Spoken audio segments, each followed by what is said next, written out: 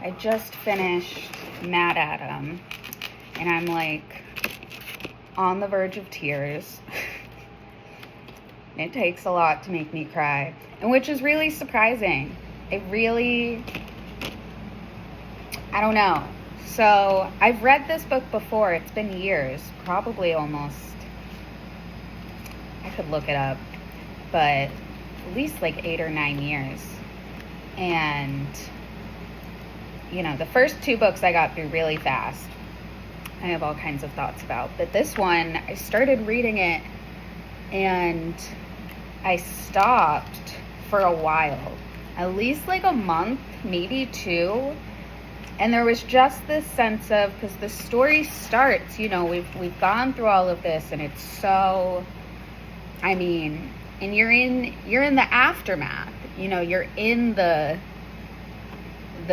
mass extinction. It's a story of what do you do after, when the world has already ended, when the worst has already happened. And the story starts being so centered on Zeb and Zeb's story, and that it's him telling his story, and so he's really kind of building up these heroics and his strength,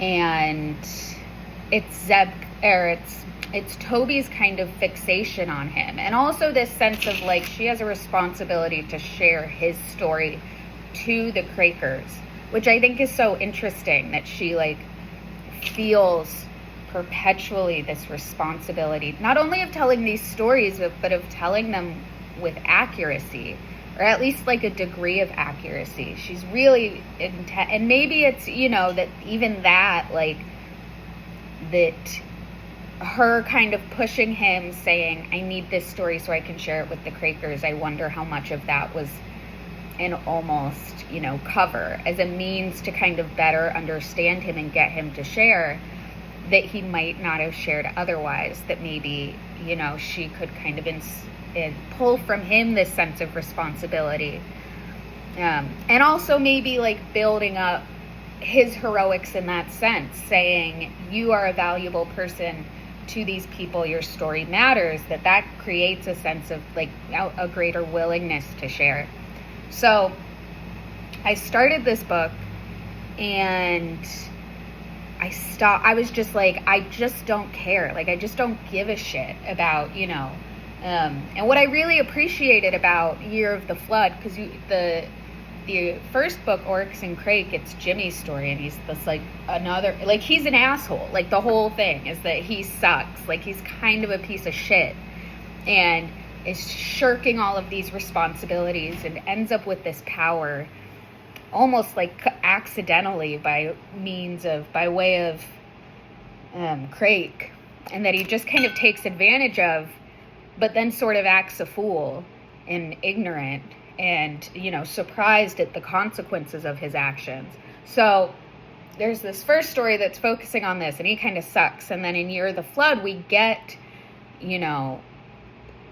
the women's perspective. We get Toby, we get Ren, we get Amanda, we get the perspective of these women who are really fighting for survival. And it really creates, this interesting kind of parallel of, Jimmy, who has accidentally sort of been given all of this power and capacity within this system. And then you see these women who are fighting so hard to survive and to gain this sense of autonomy. And I've talked about this already, but to have this sense of autonomy and sense of self and control over their own lives, and how difficult it is. And even that in gaining or retaining that control, that they are continuously dependent on others for kind of saving them and supporting them. And that's maybe, through the whole story. So I really appreciated getting those additional perspectives. And then we get into this one, and even though it's Toby telling the story, it's so focused on Zeb and his heroics and his, he's doing all of these extraordinary things, and is fighting the bear, and is staying alive, and is this, rough and like capable and macho man who can do all these things. And so then I just didn't give a shit. And then I had a conversation with my mom because she read all the books at the same time. I inspired her. We love a little Atwood. And we kind of talked about how, you know, sort of reframing this book specifically. I mean, it may be the whole series, but really this book is kind of, you know, that it's sort of, rather than seeing it as like, here's Margaret Atwood telling us Zeb's story and this is why it matters. Here is Margaret Atwood writing, Toby sharing the stories of Zeb as a means of telling those stories to Quakers, this kind of like creating a culture of storytelling, and storytelling as, you know, kind of this fundamental component of humanity almost, of like, this is what it is to perpetuate our humanity, to perpetuate, you know, the story of the lives and experiences of those that have survived this, to the only, you know, creatures that really have any ability to comprehend and maybe, you know, further perpetuate and kind of continue the you know, sort of cycle of humanity. Like, kind of just seeing, you know, storytelling as a really fundamental piece of the human condition, almost like that it's an act of, you know, rather than seeing it as like, this is the objective truth of their experiences, this is a means of building a story, building a self and a society and an experience that will be perceived and that will allow others to perceive you in a certain light. And so that it's really much more about kind of what it means to create a self and to create a history, because this book is told with the structure of storytelling. So much of the book is Toby gaining, you know, the stories that she gets from Zeb and from her experiences. And then, you know, and we're assuming that those are true, but we don't actually know how much of it is. I mean, you want to call an unreliable narrator. Like, Zeb is the unreliable narrator. I mean, even in the fact he was tortured as a child, like, how much do we trust his perception of the world and his sense of self and his sense of goodness? And then there's kind of points throughout where Toby, you know, is sort of even in her talking to the bees and in these kind of moments where we actually see into her and into her head and the way that she thinks, that feel kind of ungrounded, you know, that feel sort of metaphysical and these kind of moments of surreality and unreality. And so it even, you know, that if we are getting Zeb's story from her, we are receiving Zeb's story from Toby in her retelling to us as the reader, and also to the Quakers as the readers.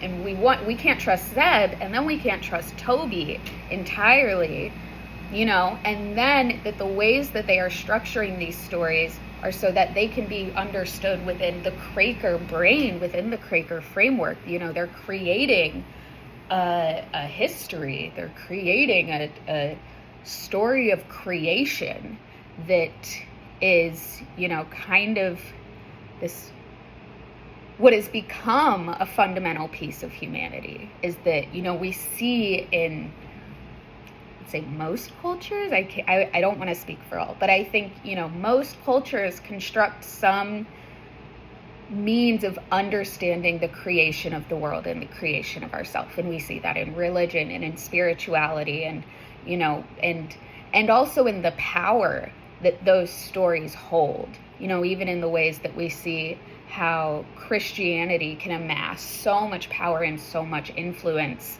and as a means to act in certain ways that might go against our sense of humanity, to act cruelly or violently, that I'm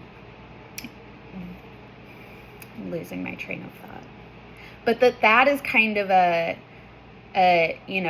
function, like a necessary function of how to feel real, of what it is to be human. And that's what we're seeing throughout this story, is almost the creation of humanity in the Quakers, as they are introduced to truths that Crake never intended. And I think that's a piece of it too, that in this act of creation, how little control he actually had over the consequences.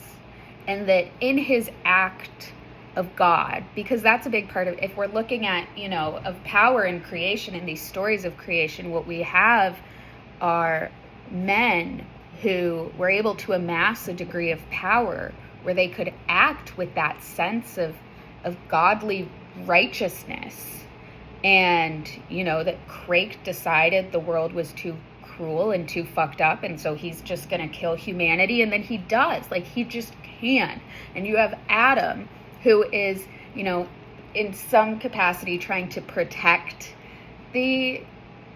humanity, develop these skills of, being able to continue in what he calls the flood, and which to me I kind of understand as he knew in some way what Crake was doing. I do believe that.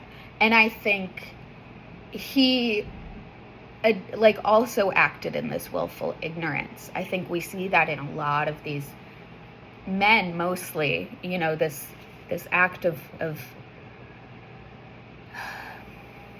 not wanting to feel the responsibility of the consequences of their actions. I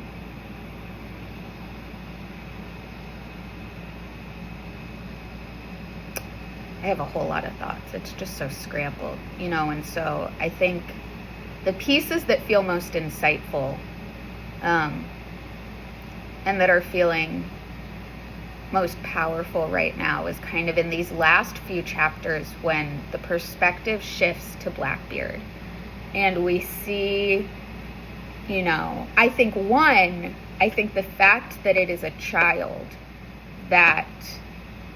driven by curiosity that builds these ties to, Toby, to Zeb, to writing and to reading, to storytelling, and that he adopts that responsibility, I think is really, really telling. And even in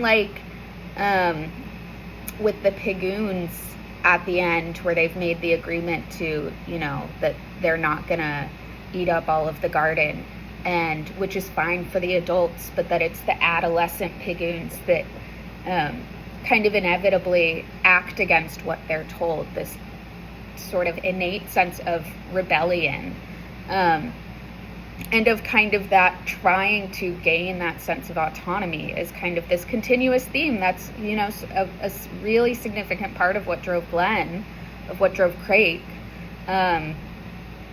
was this rebellion, this sense of righteousness, and this sense of curiosity.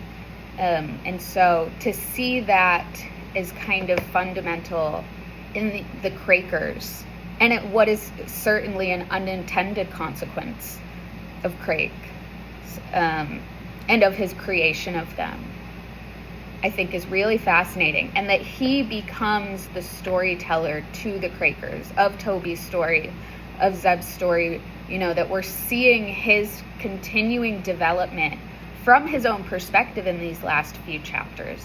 And there's not a lot of characters that we get that firsthand perspective of, because it does seem to be this telling stories. It's all secondhand and third hand, and it's all, there's so little that we can say that we can understand with certainty is true. And I think what's so interesting about him too, is that what we see with Toby and Zeb talking about Zeb's story is that she is figuring out kind of how to take this information and make it compact and palatable to the ways that the Quakers think? How can I take this information and make it make sense within their worldview? Which is, which is a redefining of truth, because they are taking this information and perceiving it as true, which does feel like a very fascinating parallel of the ways that we think of religion and spirituality and our understanding of how we build identity and build a sense of self in the world.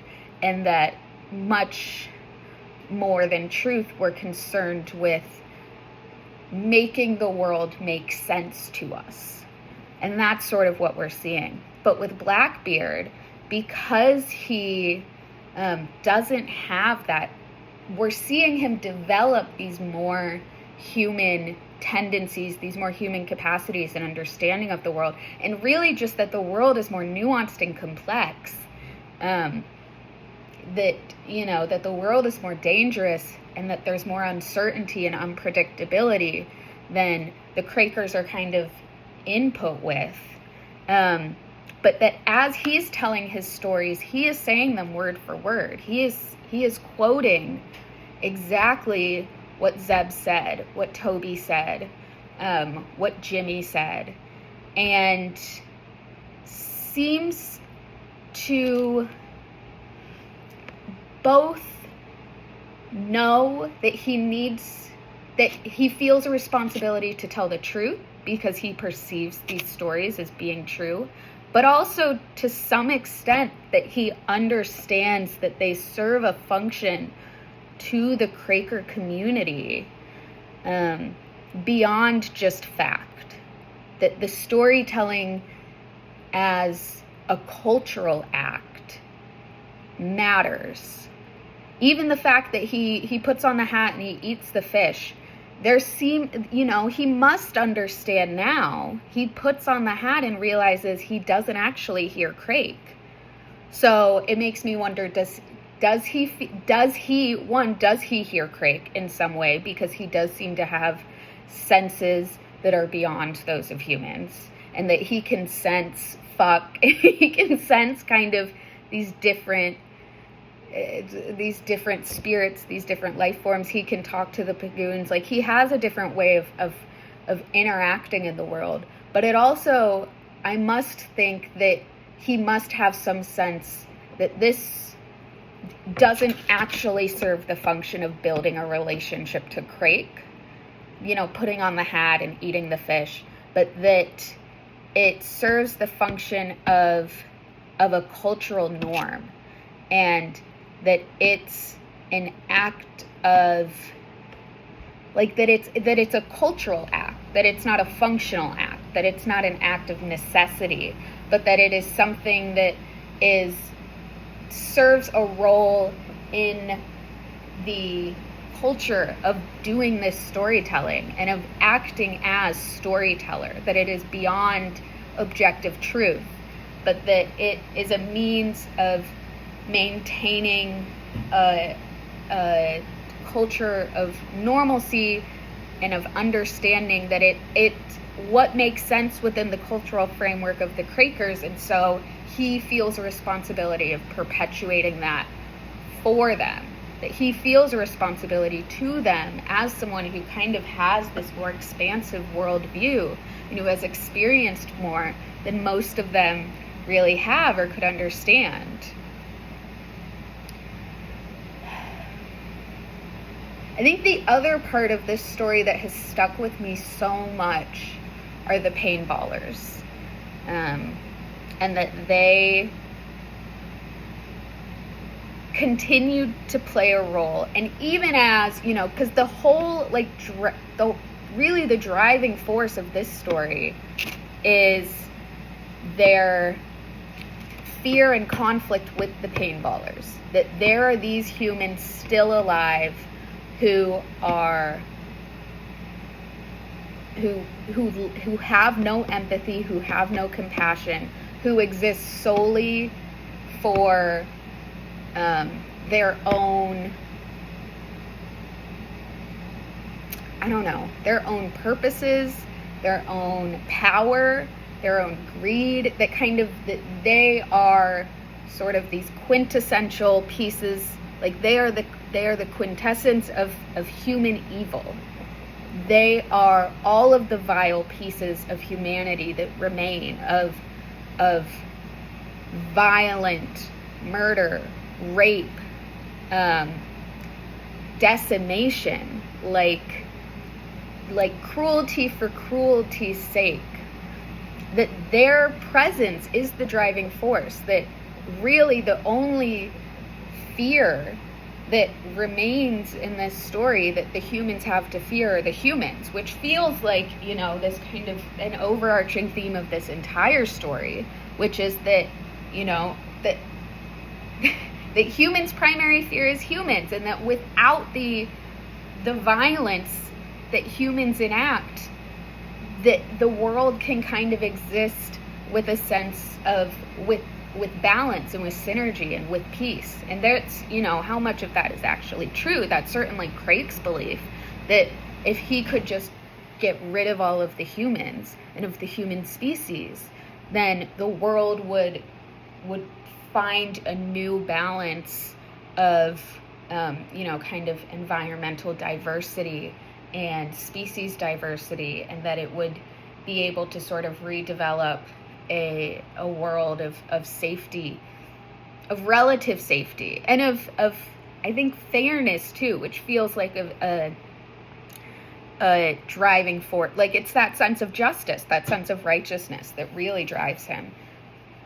And so the fact that, really the last forms of true fear and of true violence and unpredictability exist in these paintballers, that one only exist because, in Year of the Flood, Toby couldn't kill them, and then felt a responsibility to them, that she treated them with humanity, like that was her mistake, was her humanity towards them.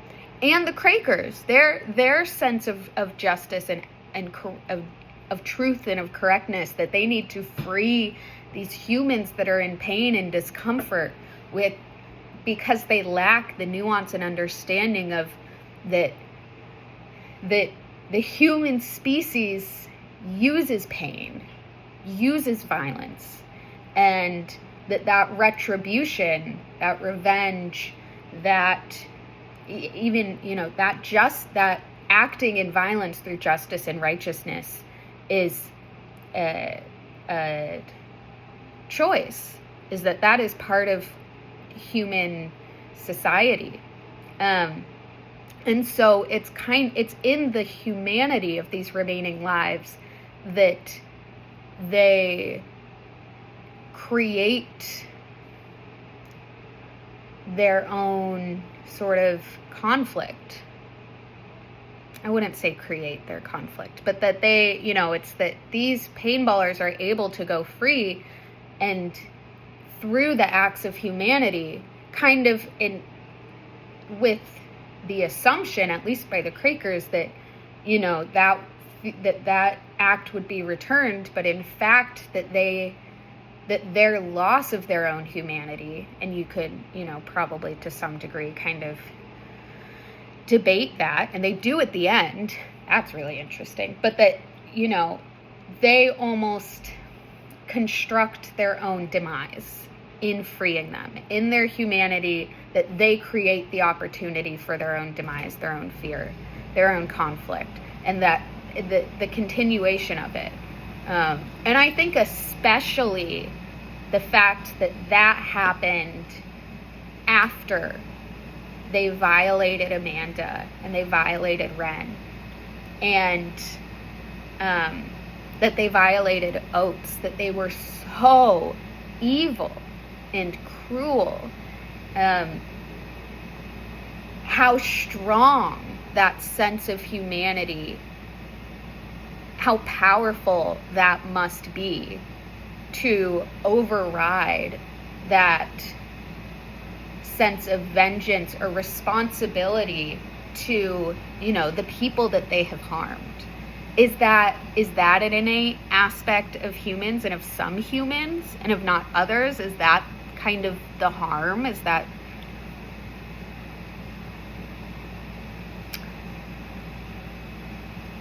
naivete?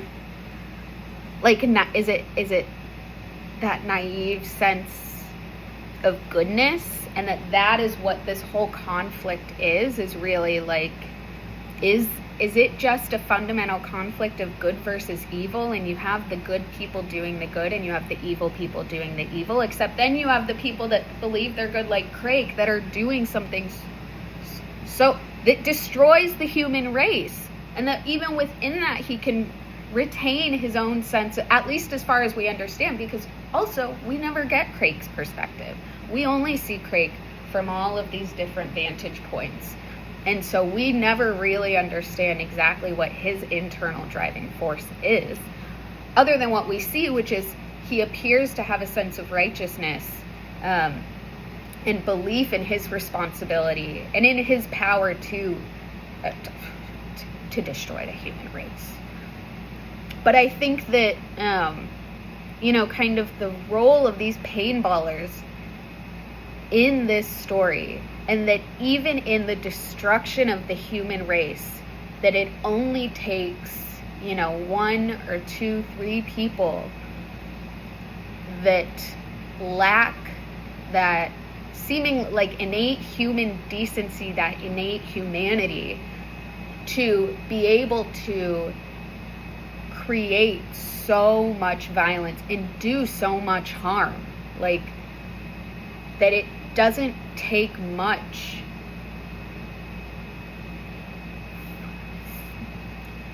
it doesn't take much to do harm. It doesn't take a lot to create so much violence. I mean, that Amanda is an entirely different person from the violence, from, the ways that they raped her and harmed her and violated her. That she was a young woman that grew up with such a sense of self and of identity and of empowerment and a belief in her power and a belief in her ability to manipulate the world to serve herself. And when faced with the true evil of man, that it's just that men are cruel for the sake of cruelty, how easily they can destroy her. And I mean, is it that she's destroyed? Is that unfair to say? Like, she survives and she eventually has a child and does, seem to kind of regain some sense of herself. But it does seem in many ways like she died. Like, there's a spirit in her, there's a piece of her that died in her. I mean, really, like, I'd say enslavement and temporary enslavement by these men. And so the whole story is really centered around the fear of their power, the fear of that evil, that true human capacity for evil.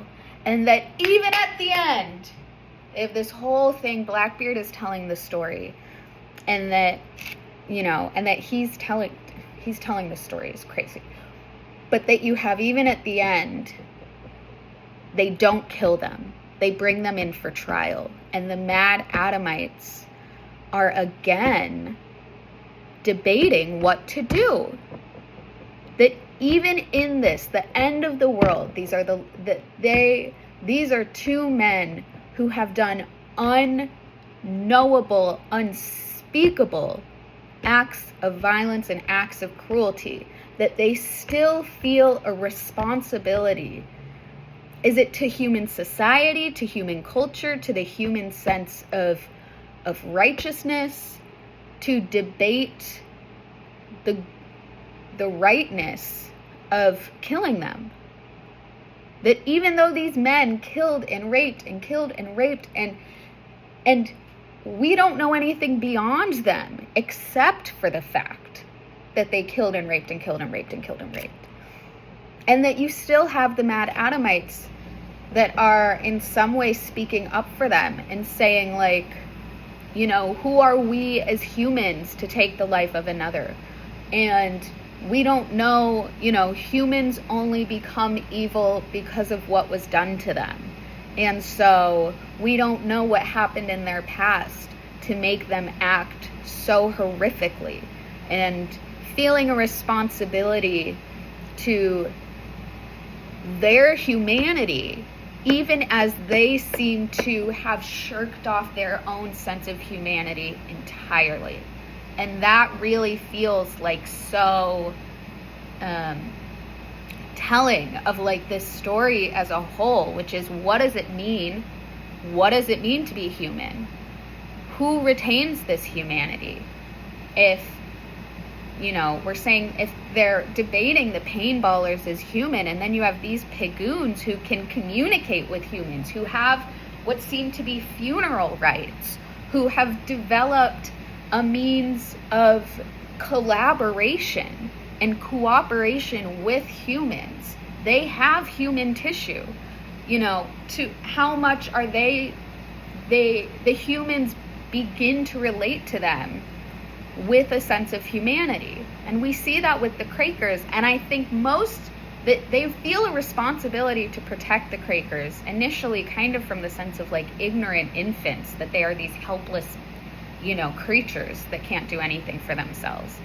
But the part of the development is in that they begin defining their sense of humanity through this act of storytelling. And in their adoption of human culture alongside their own construction of what a culture is.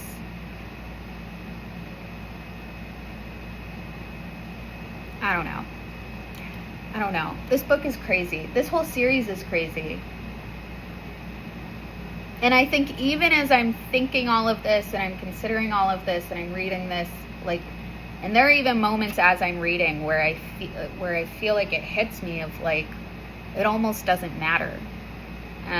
Like, the world is ended. It's all been destroyed. You know, we have these dozen humans left or whatever that are telling this story, and there is kind of this sense of, how much does this matter? This is such a small portion of remaining life.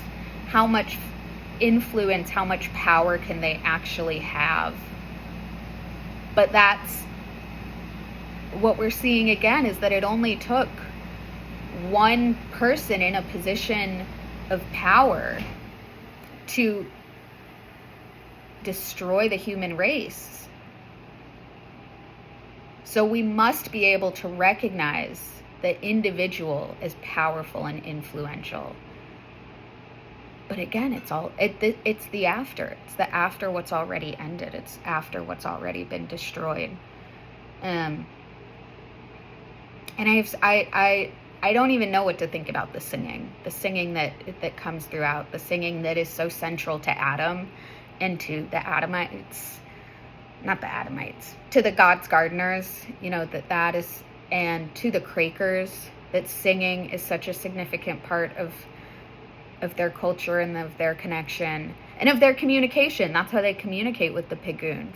And also even with Zeb, that he, like, part of his, how he seems to retain his humanity, you know, he's getting locked in the closet as a child, is that he creates these songs that he sings to himself and that are all like silly and absurd and ridiculous, and that they're so stupid and vulgar.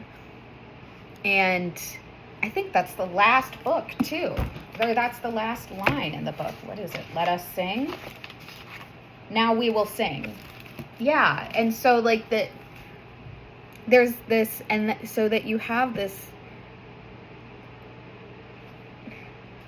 theme, could call it a theme, a motif. You just have this, that singing continues to be such a appears to be such a critical part of how you might be of how we might be able to define humanity, and of what it takes to retain our own humanity.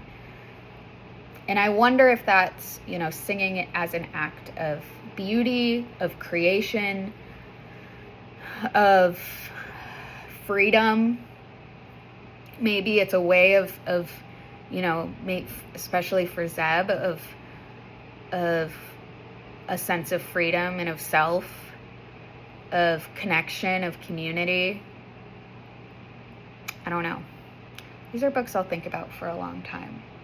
And I mean, then there's the egg. Like, she is so thorough there's all of these symbols that are kind of, I could go on and on about, that are throughout. You have the crows and you have the birds that come up over and over and over again, as a means of kind of both destruction and decay, as well as art. Was it Amanda who was doing the art with the crows? With that they would that she would spell out words with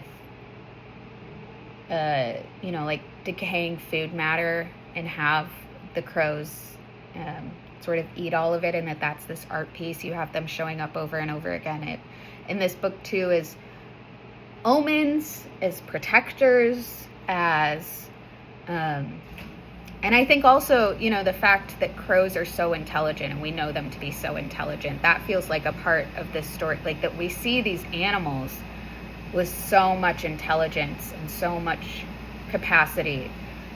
And again, that are finding ways to enact autonomy against the powerful and evil and cruel humans.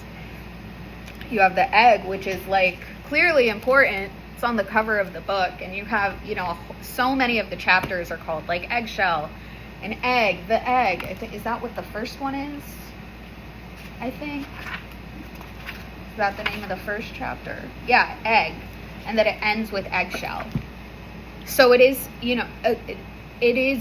it feels really like a creation story. This entire book is building and defining a creation story. Is it a creation story for the humans? Is it a creation story for the Quakers?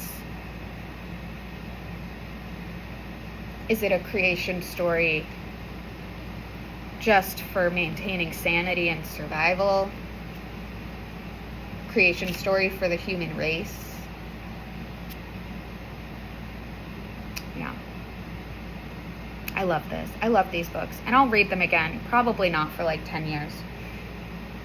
And I'm sure I'll have completely different thoughts then. But, I think what I'm holding from this book most, it doesn't give a lot of faith in humanity. It's not a very positive outlook. I mean, the series starts with the end of the world. It's already happened. And so it's not so much, I feel like I always think Ursula Le Guin is kind of always, generally telling sort of stories of hope, of possibility. I think Octavia Butler is the opposite. They're always on my mind. And it definitely feels more like a story. It's a story, I think, of survival after grief. Is it, of finding humanity, of finding hope, building community, of what it means to survive, maybe how you survive, whether or not you want to.